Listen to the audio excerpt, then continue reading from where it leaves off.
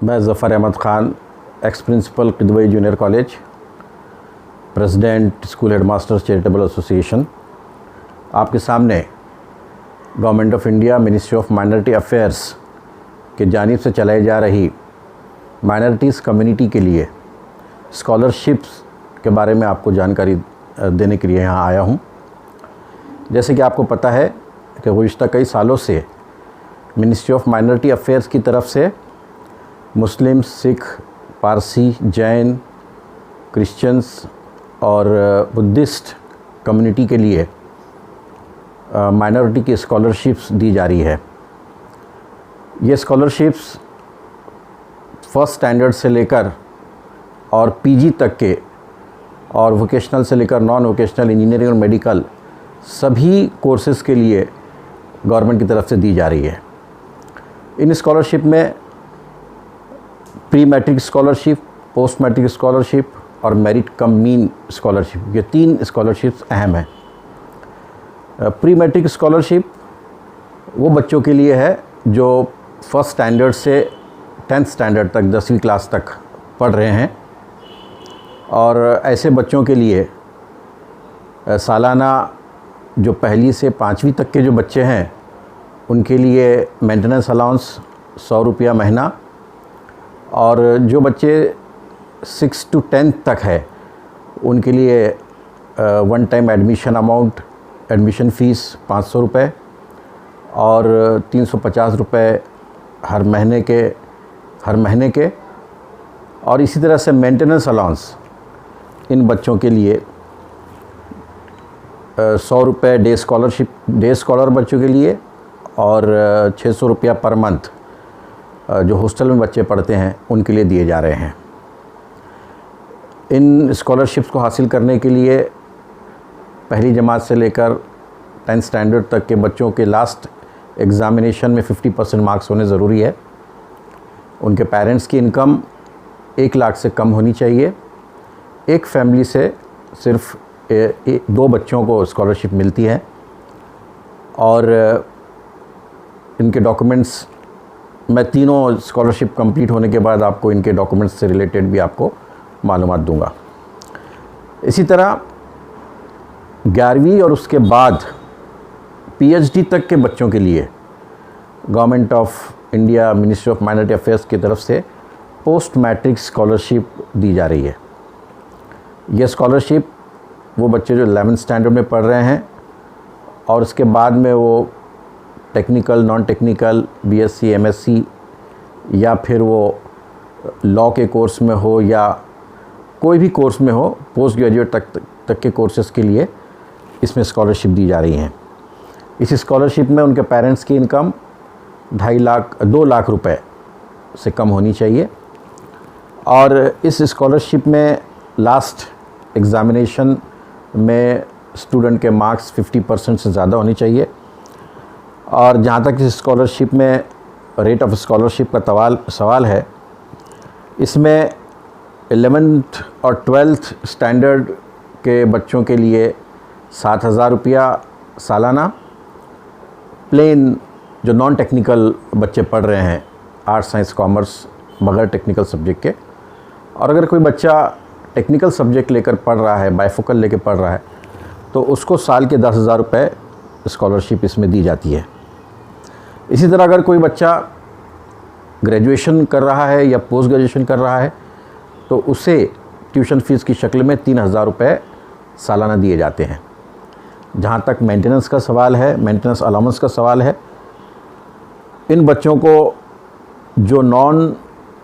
Technical, non vocational courses बच्चे कर रहे हैं उनको 230 रुपये पर मंथ, और जो टेक्निकल कोर्स कर रहे हैं ऐसे बच्चों को 380 रुपये पर मंथ 10 महीने के मेंटेनेंस अलाउंस इसके साथ में बच्चों को दिया जाता है। ये स्कॉलरशिप बच्चा 11 से लेकर 11वीं से लेकर पोस्ट ग्रेजुएशन तक कोई भी कोर्स कर रहा हो, अगर वो माइनॉरिटी कम्युनिटी से है और उसके लास्ट एग्ज़ामिनेशन के अंदर 50% से ज़्यादा मार्क्स है, तो वो ये स्कॉलरशिप के लिए एलिजिबल हो जाता है। गवर्नमेंट ने लास्ट ईयर तकरीबन 5 लाख बच्चों को पोस्ट मैट्रिक स्कॉलरशिप दी है। इसी तरह इंजीनियरिंग और मेडिकल में जो बच्चे पढ़ रहे हैं, ऐसे बच्चों के लिए government of India ministry of minority affair की तरफ से मेरिट कम मीन स्कॉलरशिप दी जा रही है। ये स्कॉलरशिप ख़ास तौर पर इंजीनियरिंग और मेडिकल में जो बच्चे पढ़ाई कर रहे हैं उनके लिए दी जाती है। इस स्कॉलरशिप में पेरेंट्स की इनकम 2.5 लाख से कम होनी चाहिए और स्कॉलरशिप का rate merit cum mean scholarship में 20,000 रुपये सालाना उसकी ट्यूशन फ़ीस दी जाती है और मेंटेनेंस अलाउंस, अगर डे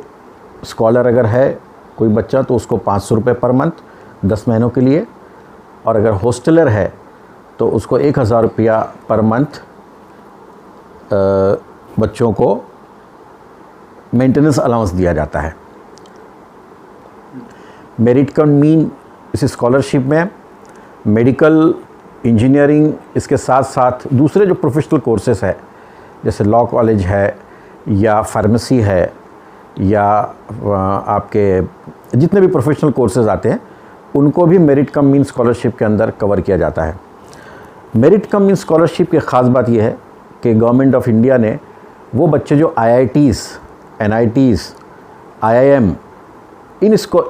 कॉलेजेस में अगर किसी बच्चों का एडमिशन अगर हुआ है तो ऐसे बच्चों को उनकी पूरी फ़ीस,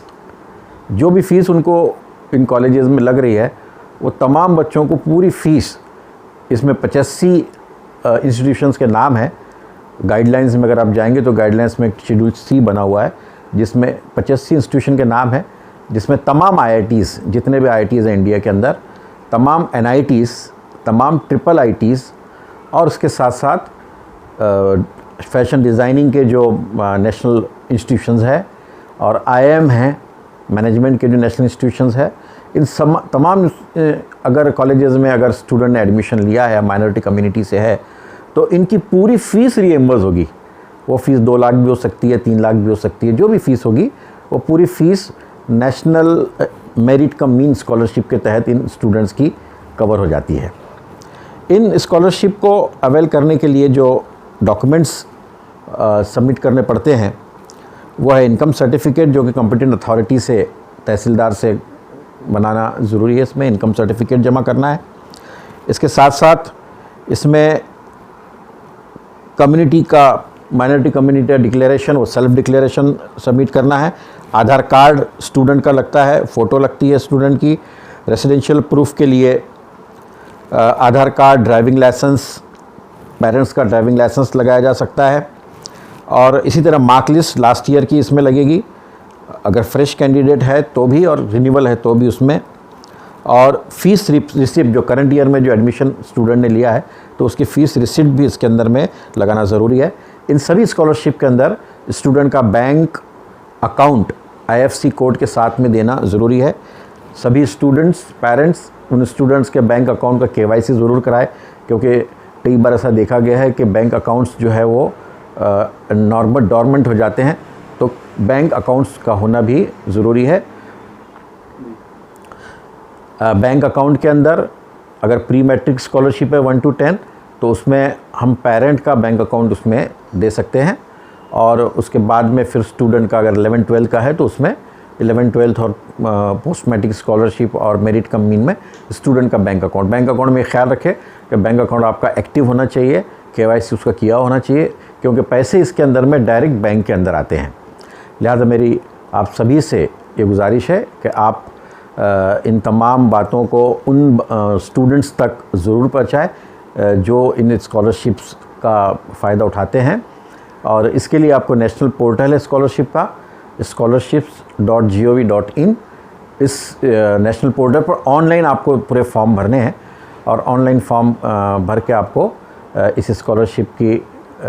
साइट्स खुल चुकी है। आप फॉर्म भर के अपने स्टूडेंट्स के लिए, अपने बच्चों के लिए इस स्कॉलरशिप का फ़ायदा